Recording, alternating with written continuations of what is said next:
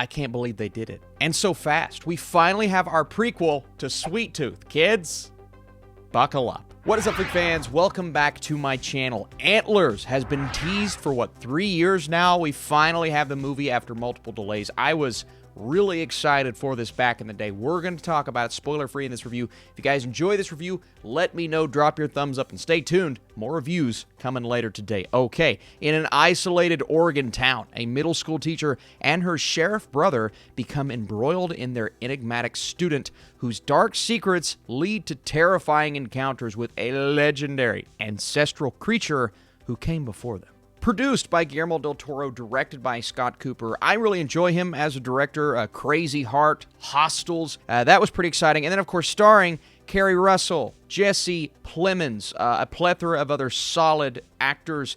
Graham Greene, who wasn't in the movie all that much, but he's definitely in there.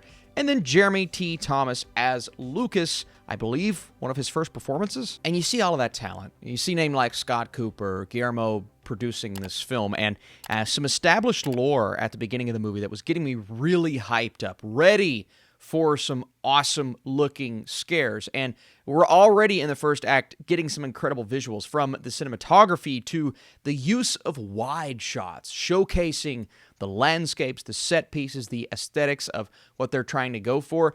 And I just love the feel of this movie. I really do. It gives you that haunting, ominous, like, all right, we're going to see some stuff go down. We're going to see some freaky-looking creatures. And one thing the movie does, and I'm really thankful that it did, was it held off on the look of the main creature for a long time throughout the film. Now, you definitely get your fair share of really haunting imagery, right? Body horror, blood, gore, all of that stuff. And it's not like this is taking place during action-heavy scenes. It's more so you just kind of see it because when our main character, I guess we can call him the main character of Lucas, goes back home to his situation, feeling this burden to protect his family, you see basically what he's having to go home to. And his teacher, Julia, she's starting to get a little bit suspicious just because of the way that he's acting, these drawings that he's scribbling. You've seen a couple of those images in the teasers and trailers.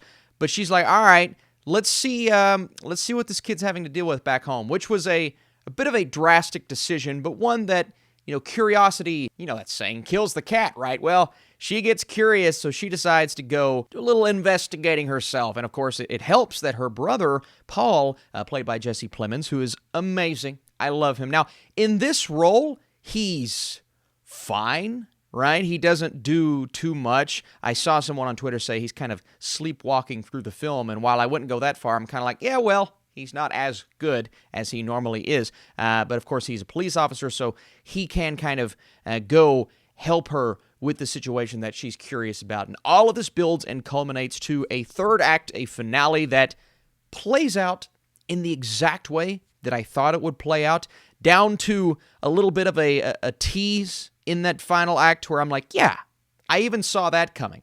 And it's not that this movie is handled poorly, because, again, the look and the feel is maybe better than any horror movie that I've seen all year. My big disappointment with this movie is the fact that there's so much potential that's just not hit at the end of the day. There are themes in this movie that are hit upon at the beginning, but barely explored as we go. What we get is a surface-level horror movie, not visually, but story-wise. It's something we've seen 1,000 times before, down to the exact series of events that happens in the third act that literally anyone can see coming. We get themes of poverty, what certain characters have to go through in this movie, and it's like they skim by it, but they never really dive into it. We get themes of abuse, one character in particular, and again, trying to tiptoe around spoilers, so I'm going to be very general. We get one or two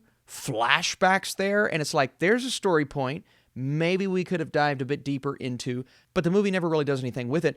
And then I think the big thing, the big missed opportunity here, is the mythology of this creature that we're kind of building up to, and we're waiting on that reveal. And again, I love the concept of them holding on to that reveal until a point towards the end, which I thought was a very nice reveal, the use of practical effects, kind of mixing that in with CGI. I'm like, okay, that worked extremely well. But we don't really know that much. The focus is much more on this teacher and student's relationship, her relationship with her brother as well. And then we get that moment of dialogue with Graham Greene's character where he hits on the creatures that came before and now they're trying to take back. And I'm like, yeah, that's interesting. So why is that the only time in the film that you're talking about that? And so the movie opts to keep it simple, and it uses that simplicity to kind of carry the narrative, whereas there were so many missed opportunities here, and you see a director like Scott Cooper, and you feel like the movie's going to take those risks, but it never does, and it just kind of progresses slowly. Another thing I had an issue with is the editing. It almost feels like there's some interference there. I don't want to call anyone out, but it feels like the studio said, let's just keep it simple for the audience. You know, you go from point A to point B to point C, you get the climactic showdown at the end, and then boom, it's all over in a matter of seconds. And of course, a little bit of setup in there. So, you know, I feel as if this movie wasn't poorly handled. And I think it's going to provide some scares and imagery for people, and they're going to walk out enjoying it. Absolutely.